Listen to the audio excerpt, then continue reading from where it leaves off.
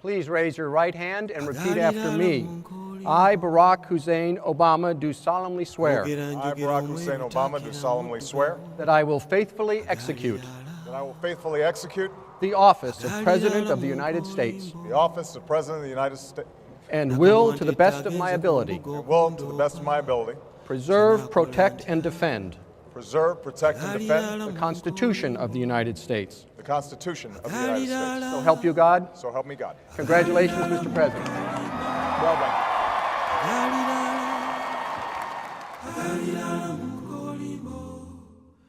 Okwogera njogera ensuwa eyogera n'olwendo agalirala mu nkolimbo agalirala mu nkolimbo agalirala mu nkolimbo agalirala mu nkolimbo okwogera njogera omweru taakira muddugavu agalirala mu nkolimbo agalirala mu nkolimbo agalirala mu nkolimbo.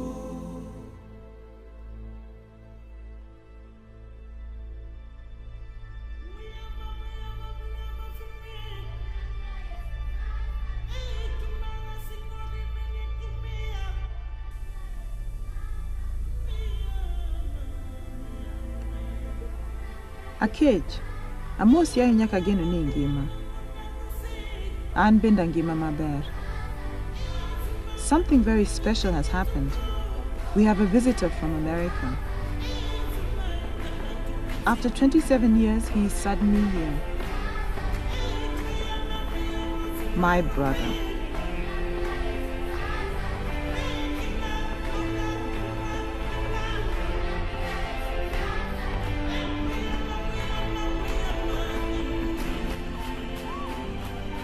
My father was Kenyan, right?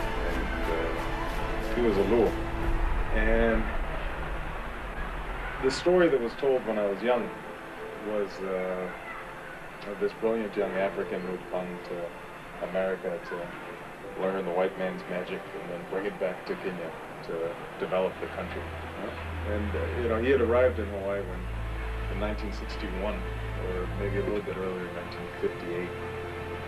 It was right before Kenyan independence, and I think he was part of that first generation of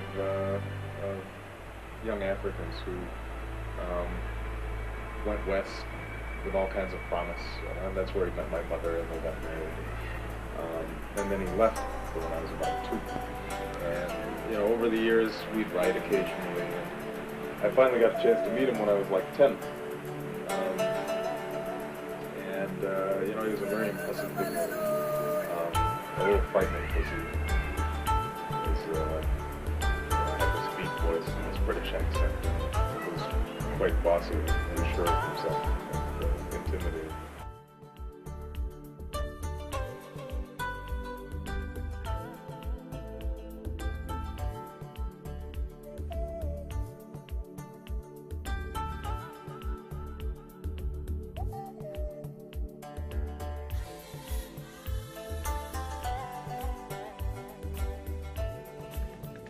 Learn a lot about the beauty of black people just being around a lot of black people, feeling as if they're all around you, and that in some sense you belong. Even though, ironically, a lot of Africans will look at black Americans and say, they're Wazungus, or they're white people. Ironically, it was the death of our father that brought us together. Since then, we had kept in touch through letters. Our letters, however, did not prepare us for when we would finally meet. I was afraid that Barack, my brother, would not be comfortable with us. I was also afraid that we would not know how to relate to him. After all, he was from a totally different world to ours. The most important thing for me coming back was seeing my family, and that was the main purpose, and I think the thing that moved me the most was going to Home Squared and meeting my grandmother and my brothers and my uncles. So you like it? Yes. Okay, let's try it on. You we have to try it. Even though it's hot, you tell her even though it's hot, we still have to try it just to make sure it fits. Huh?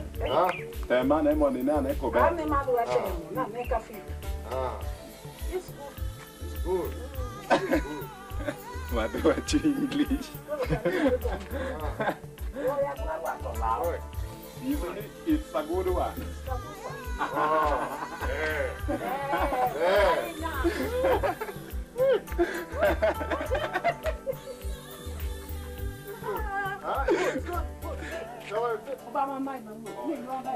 What's that? Are you okay? I'm doing fine. I'm going to get a smoke.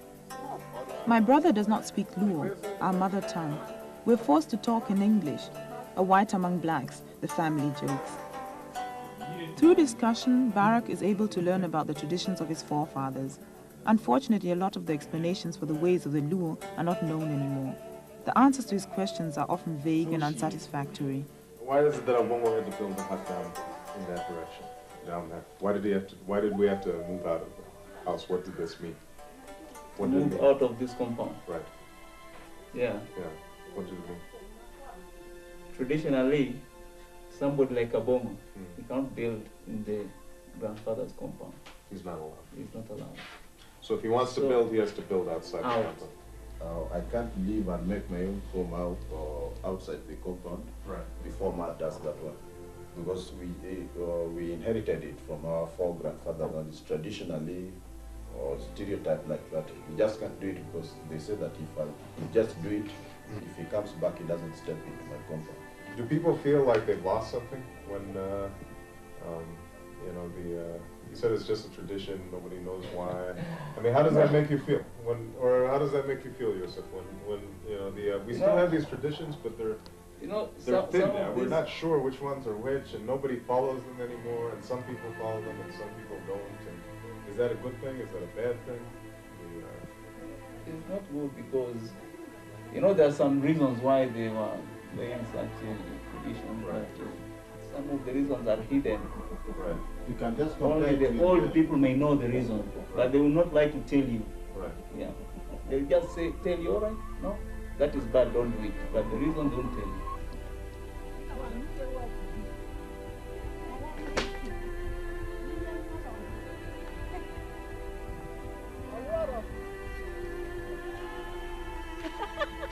I watch the goings-on with mixed feelings. The new member of the family does not seem to have in any way disrupted the daily routine. It is as if his being there is to the family only proof of the fact that the son they lost and whose name Barak carries has returned to be among them. Two brothers. Do they understand each other? Is it possible for Barak, at this stage, to get to know and to understand the traditions and ways of his father's people? In order to answer his question, I myself have to ask. Kaka koro odwani. Nino kaka koro odwani. Koro bob abongo, in ibiri kelo jaodi mokendi. Tubro ninde. Bichiklo timka. Mane omie shock. Oido shock. Shock na ene tu. Oido buok. I was too young to really organize a trip here myself. Didn't have the money and didn't have the time, and was probably, somewhat frightened of what I might find here because, I think when you're young, you always want to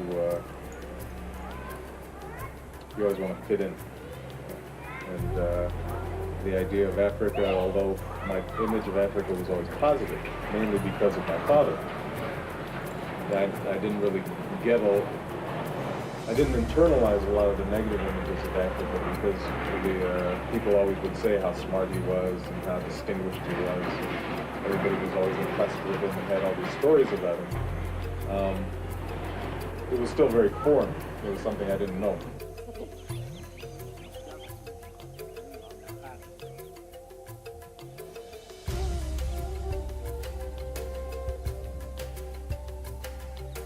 We take a walk to show my brother and his fiancée the neighborhood. My brother is surprised by what he sees. Where are all the villages that we always see in books on Africa, he asks. According to those books, we all live on one compound with a chief's hut in the middle. He is told that such villages do not exist in Luo country. They were built during colonialism to serve the system. Having all the families together was a means of watching and controlling the Africans more effectively.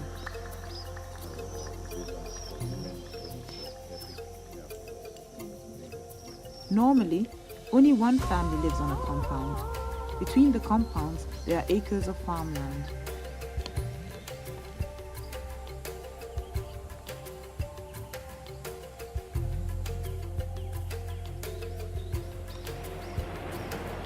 As I got to know the country better, as I read newspapers and I talked to Kenyans, then those initial, very personal impressions start blending in with political impressions about the country. We meet a student who has been sent home from the university. The students demonstrated because of the introduction of tuition fees. The police came and started shooting at them. All universities in the country have been closed till further notice. So what will happen if your parents have signed, they're saying they're going to pay, but then they don't have the money? What will happen? Well, if you don't pay, you don't live in the university, you don't go for tuition. So you can't attend class. Yeah, it's as good as missing your place. I see. Yeah. So basically, it looks like right now what's happening is this is a way that the government is going to reduce the number of university students. Kinda. Because the students who can't afford to pay at this point, they won't be able to go.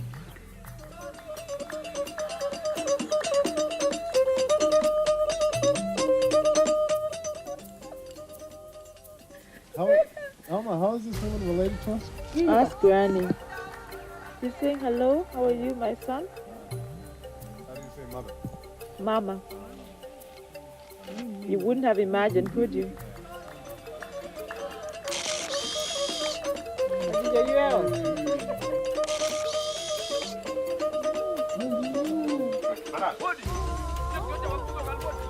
Our visit finally comes to an end, but the journey continues. My brother wants to discover the rest of his father's country. We take leave of the family. Seeing my father's grave and my grandfather's grave, and feeling accepted by them and embracing them was important for me, and sort of filled a hole that I had felt for a long time.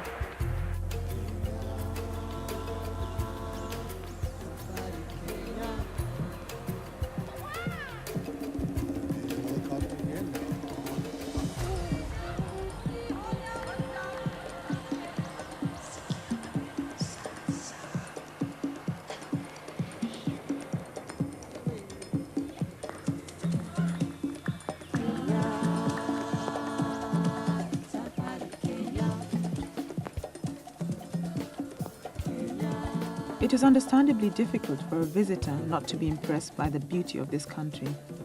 My brother is no exception.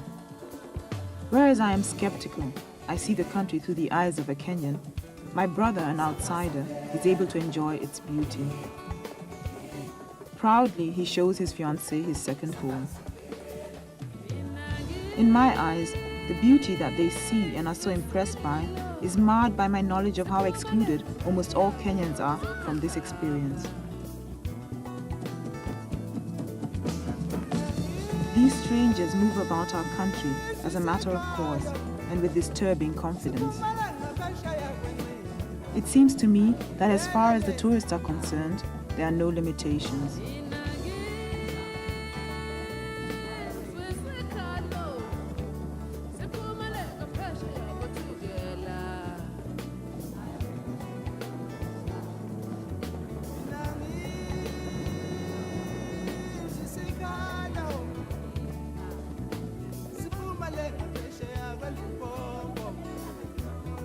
I observe my people being exhibited, exhibiting themselves. Who would want to miss such a spectacle? A folks exhibition. On this day, my brother refused to come on the tour.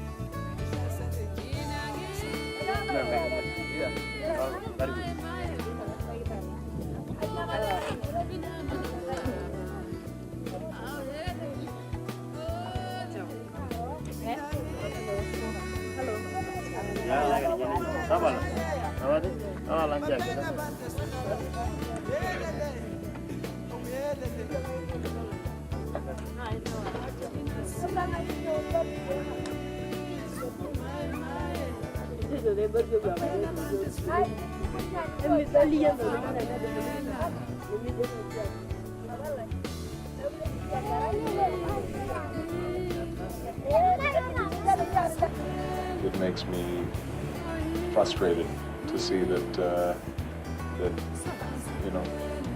blacks in Kenya don't have more confidence in the possibility of shaping their own fate and their own destiny. I'm deeply saddened by a sense that whites are still superior in this country, in some sense. That if you sit at a restaurant, they're served before a Kenyan is served. If you go through customs, a white person's going to have an easier time going through customs. I've experienced probably the Kenyan side of it, mainly because there have been times when I went, let's say with Alma, my sister, who's obviously Kenyan, to a restaurant where we'd have problems getting served, where the waiters would be rude.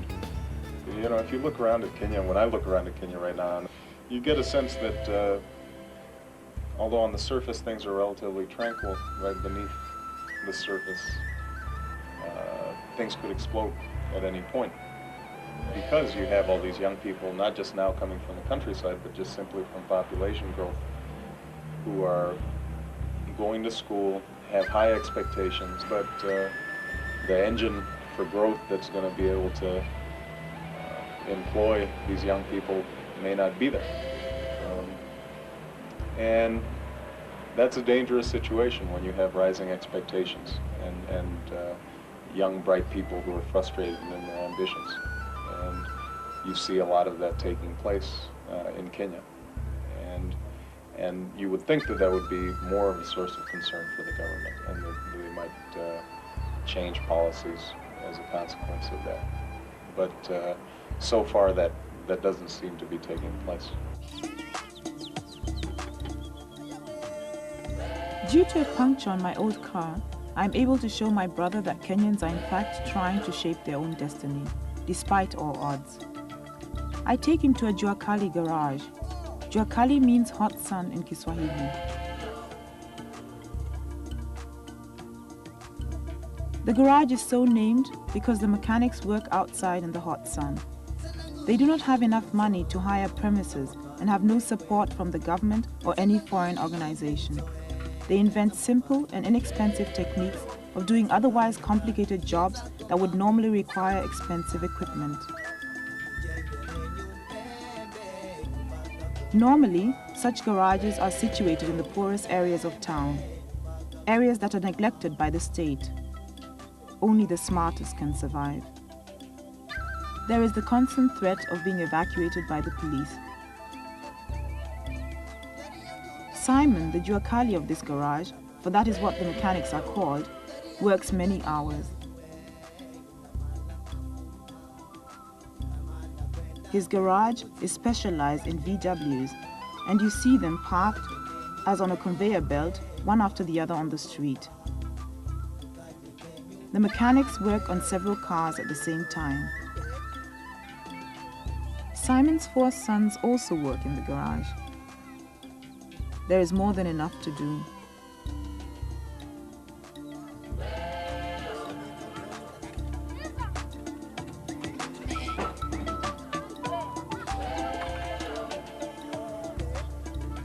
My brother and I watch fascinated. I am pleased to have brought him here. When I look at a place like Kenya, I think this is a land of great promise, and that the potential to strong black country is here. And I think if you could build a strong black country in Kenya, then that sends a message out throughout Africa. It sends a message to Black Americans. It sends a message to blacks in the Caribbean.